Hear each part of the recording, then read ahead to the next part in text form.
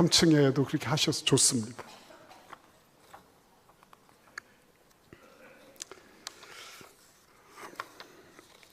저는 요즘만은 아니에요. 이전부터도 우리 소그룹 개편, 구역 개편을 위해서 기도해 왔습니다. 그렇게 기도하다 보니까 참 은혜가 있어요. 기대가 너무 많이 되는 거예요. 근데 그 기대만큼이나 또 여러 가지 많은 이런 구조를 조정해야 되는 일들이 많이 생기는 거예요. 그런데 하나님께서 이 말씀을 저에게 주신 겁니다. 어떻게 해서 이 요셉이라는 사람은 국무총리까지 올라가서 소위 말하면 입지전적인 인물이 된 거잖아요. 근데 그 입지전적인 인물이 되기까지 무슨 일이 있었는가를 묵상하게 해주신 거예요. 그래서 여러분, 묵상한다는 것은 참 큰 자산인 겁니다.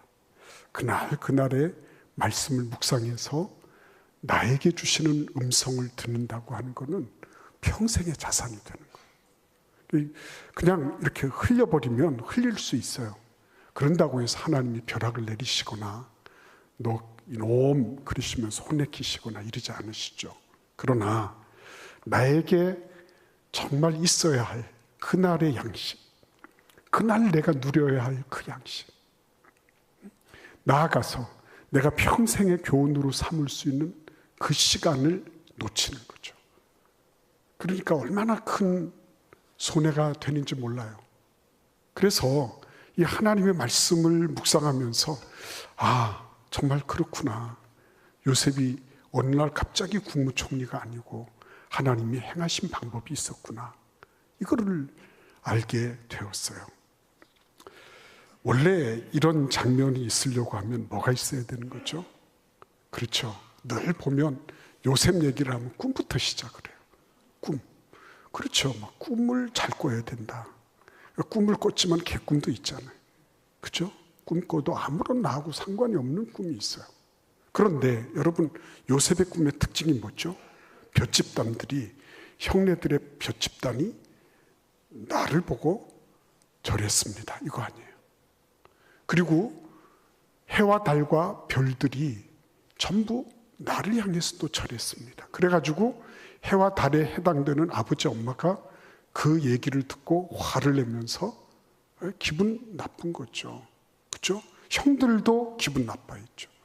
그래서 그 밉상이 돼가지고 결국은 팔려가게 됐잖아요. 근데 여기서 중요한 거는 뭐가 중요하죠? 그렇죠. 이게 이 꿈, 요셉의 꿈은 보면 전부 대상이 물질이란 말이에요. 그거라요, 그거. 그죠? 해와 달과 별들도 그거예요. 그리고 볏집단들도 그거란 말이에요. 근데 나중에 하나님께서 그 꿈을 이루게 하실 때는 어떻게 하신 거죠? 그렇죠. 국무총리가 되면서 정말 다 와서 넙죽넙죽 절하잖아요. 그 꿈이 실현될 때는 뭐가 된 거예요? 그것들에서 그 인격으로 바뀐 거예요. 인격체로 바뀐 거예요. 꿈은 물질을 대상으로 했는데 나중에 실현될 때는 뭐가 됐어요? 인격화돼서 그것이 요셉 자신에게 자신의 존재에 미치게 된 거란 말이에요. 이 장면을 놓치면 안 되는 거죠. 그러니까 물질로부터 시작을 했어요. 다 물질들이 다 나한테 절했습니다. 그랬습니다. 좋아요. 그런데 나중에는 뭐예요? 이게 실제적으로 사람에게 적용이 되더라는 거예요. 사람에게 적용이 됐다는 건 뭐죠? 이 물질로부터 나아가는 어떤 경로가 있을 거라는 거죠. 오늘 그거를 우리가 알고자 하는 것입니다. 다들 보면 요셉이 이렇게 팔려가는 거는 불운한 그런 경우잖아요. 엮이는 가정의 아주 전형적인 모습이죠. 형제들끼리 서로 다투면서 소위 말하는 왕자의 난 같은 이런 일들이 벌어진 거 아닙니까? 근데 그것을 어떻게 보는 거죠? 애굽 땅의 경계를 넘어간 거예요. 결국은 본인은 팔려갔어요. 그러나 알고 보니까 그거는 경계를 넘는 일이었습니다. 내가 원든 원치 않든 경계를 넘어가는 거예요. 그죠? 그리고 그곳에서 노예 생활을 했어요. 노예 생활하는데 당장에 그게 내가 뭐 노예 생활을 너무 잘해가지고 인정을 받았다 이런 건 아니잖아요. 뭐가 있었죠? 문화와 언어의 장벽을 넘는 경계가 또 거기 문턱이 또 하나 있었어요. 그걸 또 넘어야 했어요. 그곳에서 인정을 받았습니다. 그리고 제법 괜찮게 됐어요. 근데 이번에는 보디발 아내의 유혹을 뿌리치다가 무고에 걸린 거죠. 그래서 무고를 당하면서 감옥으로 가게 됐죠. 그곳에서 뭘 배웠죠? 그곳에서 그는 애굽 최상에서 일어나는 정치, 경제, 사회, 문화 이걸 익히게 된 거죠. 나아가서 애굽 왕궁의 생리를 알게 된 거죠. 그러면서 그는 이번에는 뭘 하죠? 현실과 꿈의 경계를 뛰어넘죠. 어떻게 뛰어넘습니까? 해석을 하면서. 그러니까 여러분 가만히 생각을 해보면 이 경계를 뛰어넘는 것이 요셉의 일상이 돼버린 것 같은 느낌이 드는 거예요. 경계를 처음에는 두려워했을 것 아닙니까? 낯설어 했을 것 아닙니까? 얼마나 힘들었을까 생각해 보세요. 그 어린 것이 잡혀와서 말도 안 통하죠. 문화도 다르죠. 모든 게 다 다른데 그곳에서 자기가 살아남기 위해서 막 발버둥 치면서 언어도 배우고 문화도 배우고 어떻게 해야 되는지를 하나하나 학습해 나가면서 얼마나 힘들었을까 생각해 보세요.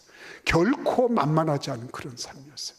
그러나 그런 경계를 뛰어넘으면서 그는 계속적으로 경계를 넘는 일에 익숙한 존재가 돼버린 거죠. 그리고 마침내는 어떻게 됐죠? 그렇잖아요. 바로의 꿈을 해석하면서 그 꿈의 얘기들을 현실화하는 해석이잖아요. 그죠? 꿈의 얘기를 그냥 뭐 허황되게 무슨 판타지를 그려준 게 아니라 이거는 이런 겁니다 라고 구체적으로 이것을 세밀하게 얘기할 수 있었죠. 그래서 하나님의 영에 감동된 자를 어디서 우리가 만날 수 있겠느냐. 그래서 전부 사람들이 신하들도 다 같이 일치해서 요셉을 국무총리로 옹립한 거 아닙니까? 그러니까 여러분 이런 모든 것들을 보면 요셉은 계속해서 경계를 넘어가는 거예요. 근데 경계를 넘어가는 일이 쉽지는 않죠. 그렇죠? 어렵죠. 그렇죠? 비행기가 음속을 돌파할 때도 소닉 붐이 있잖아요. 꽝 소리 나잖아요. 그래서 전쟁 난 줄 아는 분도 있잖아요. 유리창 와장창 깨지고 그리고 건물이 흔들흔들하고 그 비행기가 자기 기체를 음속 아래로 가지고 있을 때는 편안해요. 여기 타면 편안하시잖아요. 그렇죠? 근데 만약에 이게 음속을 돌파한다 그럴 때는 어마어마한 굉음이 나는 거예요. 그리고 많은 무리가 따르는 겁니다. 그 경계를 넘어설 때는 그런 것들 정도는 의뢰이 알고 있어야 돼요. 그건 그런 거구나. 알고 있어야 돼요. 그게 뭐 경계를 넘어설 때 조용하게 이렇게 있으면 소닉 붐 같은 거는 있을 수 없는 거예요. 예. 비행하면서 음속에서 초음속으로 나아가는 그런 길에는 엄청난 굉음이 들릴 수도 있는 거예요. 아닌 게 아니라 일론 머스크 같은 사람도 여러분 생각해 보십시오. 전기차 만든다 그럴 때 다 웃었단 말이에요. 스타링크 만들어서 막 로켓을 재사용한다 그럴 때도 나사 같은 데서는 말도 안 된다 그랬다. 여러분 다들 보면 지금 뭐 아주 어마어마한 기업들 우리가 생각해서 구글이나 뭐 마이크로소프트나 하는 그런 데 있잖아요. 메타 같은 그런 빅테크들도 다들 일론 머스크 때문에 뒷목을 잡아요. 뒷목 잡는다고 뉴스는 안 나오죠. 그렇죠? 그런데 실제적으로는 뒷목을 잡는 정도가 아니라 큰일 났다. 이제는 곡소리 나게 생겼다. 그런 겁니다. 왜 그렇습니까? 저 우주에다 공장 지어버리는 거거든요. 우주의 무한한 태양열을 이용해서 자기들은 그냥 뭐 무슨 어떤 것이든지 갖다가 고치해 놓고 고장나면 기계가 다시 고쳐요. 자기들이 학습해가지고 또 고쳐. 다 하기 때문에 사람들이 갈 필요가 없어요. 화성에 거주지를 만든다 그러잖아요. 경계를 초월한 거예요. 경계를 초월한 거. 그러니까 여러분 전기차 같은 거 만들 때 다들 코웃음 쳤지만 결국은 지금 전기차로 가고 있잖아요. 일론 머스크를 뭐 두둔하고 이런 게 아니라 그 사람이 경계를 초월하고자 하는 그런 지금 이 지구 안에 있었던 그런 여러 가지 것들, 이란 사태만 해도 그렇잖아요, 여러분. 이란만 해도 자기들 내부 것들 인터넷 끊으면은 바깥으로 나가지 못한다 이렇게 생각했어요. 근데 일론 머스크가 띄워놓은 인공위성 스타링크를 통해 가지고 다 그게 전 세계로 다 퍼져나가는 겁니다. 지금까지 해상에 있거나 아니면 저 유벽한 어떤 산골에 있거나 이러면 지구국이 없으니까 인터넷 쓸 수가 없었어요. 근데 이제는 스타링크가 저 위에 떠가지고 하니까요. 이거 문제될 게 없는 것입니다. 경계를 초월하려고 하는 그런 생각과 사고방식. 이것이 지금 7천조 부자가 되어 있는 겁니다. 일론 머스크가. 7천조면 얼마나 될까요? 7천조. 7천조면 우리나라 1년 예산이 얼마죠? 650조, 700조 됐죠? 근데 그거를 10배를 초월하는 그런 재산을 모으게 됐어요. 근데 일론 머스크는 그 재산 거기에 큰 관심 없어요. 화성에 공장 짓는 거 이런 거 관심이 있어요. 예, 초월하는 거. 여러분, 지금 이 시대에 일론 머스크 같은 사람이 있었으면 옛날에 콜럼버스 같은 사람도 있었어요. 이 사람이 당시의 세계관을 보면 바다를 이렇게 가면 우리의 지구가 네모가 돼 있기 때문에 다 빠져서 죽는다고 생각했습니다. 근데 그 경계를 뚫기로 작정을 한 거예요. 그래서 스페인의 도움을 받아서 드디어 신대륙을 발견했어요. 신대륙을 발견했는데 원래는 어디로라고 생각했죠? 거기를 인도라고 생각했어요. 인도. 예. 그래서 그곳에 사는 사람들도 인디안이라고 이름 붙이고 사실은 착오였습니다. 지리상의 오류였죠. 오류. 그러니까 중요한 건 뭐죠? 그러한 정신을 따라서 새로운 항로가 개척이 되고 그리고 지리상의 발견이 이제 이어지게 되고 무엇보다도 바다를 보는 눈이 달라졌잖아요. 바다는 그동안에 육지의 변방이었습니다. 근데 이제부터는 뭐예요? 바다를 통해서 모든 것이 이루어지는 모든 인류사, 모든 세계사가 바다 중심으로 재편되는 그 일에 콜럼버스가 딱 맨 선두에 선 거예요. 오착이었습니다. 오류였어요. 사고였어요. 그죠? 사고였습니다. 그렇지만 그 사고를 통해서도 경계를 뚫으려고 하는 그 정신, 일론 머스크나 누구나 할 것 없이 경계에 나간 사람들의 오로지 한 가지 공통점은 뭐예요? 도전 정신 아니에요. 해보지도 않고 이거 안 돼. 안 된다니까. 이렇게 되면 그 도전 정신하고는 관계가 없는 거예요. 나는 아니야. 이 나이에 내가 뭘 하겠나? 그래 봐야 뭐가 되겠어? 이렇게 생각하는 분들이 있죠. 아예 그냥 시작도 안 해보고 도전도 안 해보고 난 못하겠다. 그리고 이건 불가능하다고 못 박아놓고 그리고 포기부터 하는 그런 사람들이 있는 것입니다. 늘 낯선 도전에 직면을 해야지 그때부터 무엇이 일어나는 거예요. 자, 오늘도 우리 장로님하고 얘기했는데요. 제가 마산이잖아요, 고향이. 근데 거기에 적조 현상이 있을 때가 있어요. 적조 현상. 근데 적조 현상이 있으면 막 그냥 큰 바지선에다가 황토를 가득 실어가지고요. 바다에다가 막 투척을 합니다. 예. 근데 그렇게 해도 다들 새파랗게 해서 다 벌겋게 해서 다 죽어버려요. 그 해의 그 모든 양식 사업은 다 망친 겁니다. 근데 하나가 딱 오면 돼요. 태풍이 오면 괜찮아요. 태풍이 쫙 밀고 오잖아요. 그러면 저 아래서부터 시작해가지고 그냥 바다를 확 뒤집어 놔버려요. 그러면 산소가 확 들어가면서요. 그 다음에는 청정해역이 돼버리는 거예요. 예. 여러분, 태풍이 오는 거는 별로 반갑지 않습니다. 그러나 태풍을 통해 가지고서요. 우리가 누리는 그 유익이라고 하는 건 어마어마하게 많은 거예요. 내 생에 있어서 나를 그냥 가만히 내버려 두면 좋겠는데 이런 태풍 같은 일이 있나 이렇게 생각할 수 있어요. 그래서 두려워하지 마세요. 그런 일들을 통과하면서 우리는 새롭고 건강하고 그리고 내가 알지 못했던 그런 영역들을 발견할 수 있는 기회를 가지게 되는 겁니다. 그래서 여러분 성경은 늘 이 부분을 강조하는 거예요. 뭘 강조한다고요? 경계를 넘는 거예요. 경계를 넘는 거. 여러분 생각해 보십시오. 우리 기독교가 세계 종교가 되는데 가장 큰 역할을 했던 결정적인 사건이 사도행전 15장에 있어요. 예루살렘 공의회라 그럽니다. 근데 이 공의회가 어떤 거였죠? 이방인들에게 복음을 전하려고 하는데 613가지나 되는 유대 율법을 가지고 갈 수는 없는 거예요. 예수 그리스도의 복음이 분명한데 이 복음을 전하려고 하지만 유대 율법주의가 계속 따라다니는 겁니다. 이거는 안 되고 저것도 안 되고 시시콜콜 이것도 안 되고 저것도 안 되고 시비 걸고 문제로 삼고 이러니까요.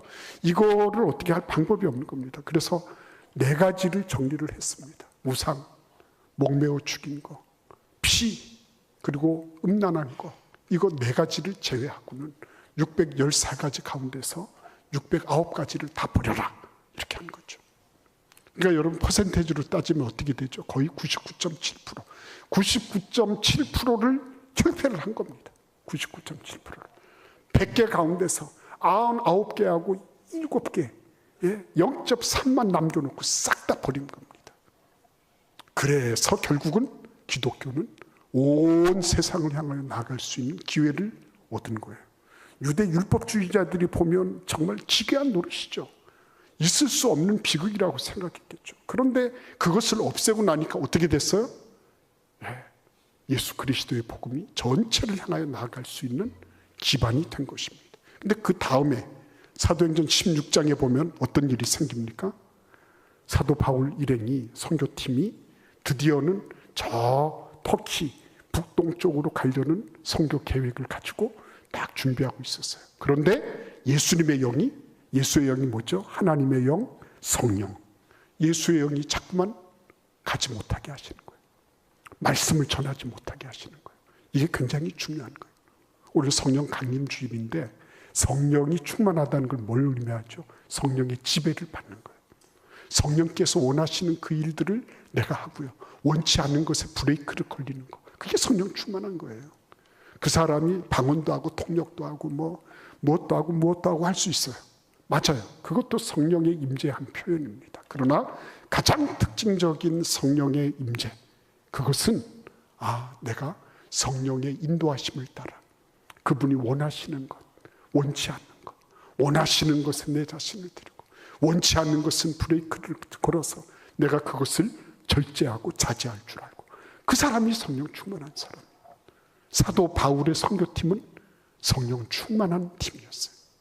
그래서 성령께서 자꾸 브레이크를 거시니까 올라갔다가 다시 내려왔어요. 그래서 드로아 항구까지 왔습니다. 근데 그날 밤에 사도 바울이 환상을 봤습니다. 마케도니아 사람이 이리 오라고.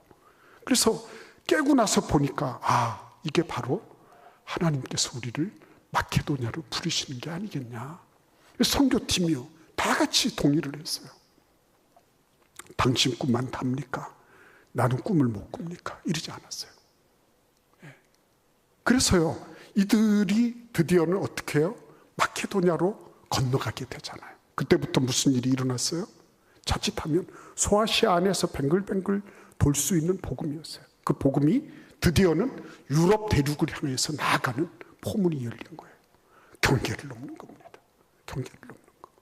경계를 넘는 것이 모든 성경에서 우리에게 가르쳐 주고 계신 그런 거룩한 진리예요. 오늘 여기 보시면요, 경계를 넘는 아주 기가 막힌 모습을 우리는 볼 수 있습니다. 대성통곡하잖아요. 바로의 궁까지 가서 그 소리가 들릴 정도로 요셉이 대성통곡하고 있습니다. 근데 형들은 뭘 하고 있죠? 겁먹어 있죠. 이제 자기들이 잘못한 게 있으니까 겁먹어가지고 어쩔 줄을 모르는 겁니다. 같이 온 사람은 없어요. 왜냐하면 그게 상처받은 게 아니라서. 상처를 준 사람은, 가해자는요, 상처가 얼마나 아픈지 몰라요. 쉽게 잊어먹습니다. 상처받은 사람은 대성통곡하고 또 합니다. 그러니까 굉장히 그런 면에서 보면 형들은 아주 자연스러운 사람이었어요. 그냥 인간 그대로의 모습이에요. 그런데 경계를 넘었던 요셉을 한번 보시겠습니까? 우리 같이 한번 4절과 5절을 읽어보시겠습니다. 4절 5절입니다. 요셉이 형들에게 이르되 내게로 가까이 오소서. 그들이 가까이 가니 이르되 나는 당신들의 아우 요셉이니 당신들이 애굽의 판자라. 당신들이 나를 이곳에 팔았다고 해서 근심하지 마소서. 한탄하지 마소서. 하나님의 생명을 구원하시려고 나를 당신들보다 먼저 보내셨나이다. 요셉이 지금 어떻게 하고 있죠? 감정의 경계를 넘고 있잖아요. 너무 힘들었잖아요. 원수보다도 더 못한 형들이잖아요. 근데 그 형들을 어떻게 합니까? 그들에게 나아갔잖아요. 그렇죠? 그리고 그들의 마음을 안아주잖아요. 걱정하지 마세요. 당신들이 나를 팔았다고 그렇게 근심하지 마세요. 네? 하나님이 나를 보내신 거예요. 이건 어떻게 된 연유죠? 요셉이 착해서 그랬을까요? 어렸을 적에 요셉 생각하면 아니잖아요. 다 고자질하고 나쁜 짓 했잖아요. 지금 이렇게 할 수 있었던 이유는 어디에 있어요? 그렇죠? 경계를 넘었잖아요. 경계를. 어떤 경계를 넘었어요? 노예로부터 해서. 그렇죠? 노예의 삶 속에서 그가 느꼈던 소외감, 고독감, 수치감, 그렇죠? 열등의식들, 예? 얼마나 굴종적인 삶을 살았겠어요. 근데 그런 것들을 다 맛을 본 거예요. 그런 것들을. 예. 그러니까 이러한 굴종적인 삶을 살아보지 못한 사람은 이거를 이해할 수가 없는 거죠. 요셉이 그런 거 저런 거 없이 바로 국무총리 갔다 그러면 내 이놈 내 죄를 알렸다 이렇게 나갔을 거예요. 그런데 그렇게 하지 않았어요. 중요한 거는요, 하나님은 이 단계를 거치면서 우리의 뭐를 다지시죠? 인격을 다지세요. 인격을 다지십니다. 우리는 예수 그리스도를 닮아가도록 구원받은 사람들이에요. 그렇기 때문에요, 이런 경계를 돌파하면서 우리는 예수 그리스도의 인격을 배우게 되고요, 그걸 알게 되는 거예요. 그래서 형들에게 먼저 다가가는 포용력 있는 너른 가슴을 지닌 그런 요셉을 우리는 보게 되는 거예요. 근데 요셉이 또 뭐라고 말합니까? 하나님이 생명을 구원하시려고 나를 당신들보다 먼저 보내셨습니다. 그렇죠? 8절에도 그런즉 나를 이리로 보내신 이는 당신들이 아니라 하나님이십니다. 이 얘기는 뭘 의미하는 거예요? 당신들이 사고는 저질렀지만 그러나 이 모든 것들을 연출하신 분, 이것을 주권적으로 행하게 하신 분, 그분은 하나님이십니다. 이거예요. 하나님이십니다. 예수님께서 제자들 모아놓으시고 너희는 가서 모든 민족을 제자로 삼아라 그러셨잖아요. 그렇죠? 근데 그때 제자들은 어떤 모습이었죠? 의심하는 자도 있었습니다. 의심하는 자. 예. 그러니까 의심하는 자들은 뭐예요? 지금 예수님이 3번이나 부활 이후에 나타나셨고 지금 이제 승천하실 임시란 말이죠.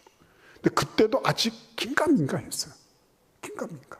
예수님을 앞에 모시고 있으면서도 긴가민가했다고요. 그죠? 근데 그런데도 불구하고 예수님은 뭘 말씀하세요? 너희는 가서 모든 민족을 제자로 삼으라라고 말씀하셨어요. 내 믿음이 되기 때문에 예수님이 말씀하시고 내 믿음이 적기 때문에 말씀 안 하시고, 그게 아니에요. 그 사람의 믿음이 충만하든지 아니면 아주 미소해서 안 보이든지 간에 관계없이 예수님은 뭐예요? 경계를 돌파해서 모든 민족에게로 나아가도록 주권적으로 섭리하고 계시단 말이에요. 그거는 내가 하는 거야. 내가 볼지어다 내가 세상 끝날까지 너희와 함께 있으리라, 이 말씀을 하신 분이 예수님이에요. 내가 주권적으로 하게 해. 너희들의 믿음이 결정적인 게 아니야. 너희는 모든 민족을 향해서 나가면 돼. 이렇게 말씀하고 계시는 거예요.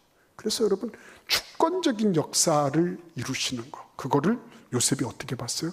잘 본 거예요. 경계를 이렇게 돌파해 나가면서 보디발의 집에서 감옥으로, 감옥에서 이집트의 왕궁으로 이렇게 돌파해 나가면서 이거는 인간이 하는 거 아니구나, 하나님이 행하시는구나, 이거를 알았어요. 그러니까 여러분, 이 주권적인 하나님의 행위를 아는 분들은 가슴이 넓어져요. 지금 당장에 성공했다고 성공도 아니고, 지금 조금 실패했다고 실패도 아니에요. 이거는 하나님의 큰 바운더리, 하나님의 큰 경계 안에 있구나. 아, 그래? 그렇구나. 고개를 끄덕거리게 되고, 하나님이 행하시는 일, 나는 지금은 잘 모르지만 합력하여 선을 이루실 줄 믿습니다. 그래서 딱 맡길 수가 있고요. 그래서 쉽고 가벼운 거예요. 예수 믿는 것이 막 무겁고 어려운 게 아니라, 그래, 내가 지금 이런 일을 당했지만 하나님은 마침내 이것을 선으로 바꾸어 주시는구나. 나에게 무슨 일이 있어도 하나님은 그것을 통해서 하나님의 거룩한 뜻을 이루시는구나. 그래서 기쁘고 즐거운 거예요. 그런데 여러분, 오늘 이 말씀의 피날레는 오늘 우리가 읽지 않았지만 이 부분이에요. 요셉이 결국은 어떻게 하죠? 아버지하고 다 초빙하잖아요. 그렇죠? 아버지는 지금 저 가나안 땅에서 매일 이제 어제나 오늘이나 그냥 언제나 양식이 올까? 그냥, 그죠? 예, 새벽 배송이 되면 좋겠는데 그것도 아니고 언제 오나. 그래가지고 늘 걱정하고 있는 아버지란 말이에요. 근데 그 아버지를 어떻게 해요? 딱 모시고 어디로 가요? 지금 애굽 땅으로 가는 거예요. 이거 누가 할 수 있는 거예요? 경계를 초월한 사람만 할 수 있는 거예요. 경계를 초월한 사람만 저 죽음의 땅, 지근의 땅, 굶어 죽을 수밖에 없는 운명의 땅에서 그들을 생명의 땅으로 끌어올 수 있는 거예요. 누가요? 경계에 초월하는 사람, 경계를 돌파하는 사람만 이걸 할 수 있는 거죠. 그러니까 여러분, 가만히 보면 예수님을 생각해 보십시오. 예수님 어떤 분이셨어요? 그분이 경계를 돌파하신 분이잖아요. 하늘나라에서 이 땅으로, 영혼에서 시간 속으로 들어오셨잖아요. 가장 의로우신 분인데요, 죄인들과의 그 모든 격차를 싹 일거에 없애버리셨잖아요. 경계를 돌파하신 거예요. 죽음과 삶의 경계도 돌파하신 거예요. 그분이 행하시면 이 경계가 돌파가 되고 있는 것입니다. 경계가 돌파가 돼요. 얼마나 감사한 일이에요, 여러분. 우리가 그 예수 그리스도의 영을 받았어. 예수 그리스도의 DNA가 우리 안에 흐르고 있어요. 그 예수 그리스도의 DNA로 말미암아 우리는 얼마든지 경계를 돌파할 수 있구나. 그렇구나. 좀 굉음이 날 수 있어요. 근데 여러분 생각해 보십시오. 만약에 예수 그리스도가 경계를 돌파하지 않으시고 저 하늘나라 위에서, 야, 너희들 잘 되어야 될 텐데, 너희들이 구원받아야 될 텐데, 아유, 어떻게 하나, 아이고 참 경계를 좀 해봐 좀, 이렇게만 하고 계셨다면 오늘날 우리에게 생명의 구원, 이 구원의 복음이 올 수 있었을까 하는 거예요. 여러분 생각하십시오. 하나님 앞에 그리고 결단하십시오. 나는 지금 부부간에도 경계 돌파하면 돼요. 여러분 돌파하십시오. 대화가 부족하다. 너가 어떻게 해서 지금 냉전 중이다. 돌파하시면 돼요. 하나님, 내가 오늘 말씀 듣고 말씀 따라 돌파하겠습니다. 내가 조금 이런저런 여러 가지 리스크, 여러 가지 위험 부담이 있음에도 불구하고 하나님, 내가 그렇게 하겠습니다. 내가 먼저 가서 하나님, 우리를 부부로 만들어 주신 하나님께 감사하면서, 그래, 우리가 한번 같이 다시 마음을 모으자. 내가 이렇게 잘못해서 용서해 주고, 그리고 또 새롭게 시작합시다. 당신은 저번에도 용서를 빌었고, 이런 소리 하지 말고, 하나님 앞에, 그래, 그렇게 하니 나도 잘못한 게 많소. 이렇게 해서 화해하고, 그렇죠? 돌파해야 되거든요. 친구하고도 관계가 어렵다. 그래, 한번 돌파해보자. 그렇죠? 돌파하는 거예요. 그게 그리스도인다운 거예요. 꽁하게 마음속에 집어넣고, 뭐 이러고 내 눈에 흙이 들어가는 법, 이런 소리는 하고 있고, 그거는 성경에 없는 얘기예요. 하나님 앞에서 우리 모두가 다 오늘 말씀 생각하면서, 하나님, 나도 경계 안에 있지 않고 돌파할 수 있는 은혜를 허락하여 주옵소서. 잠시 동안 함께 기도하시겠습니다.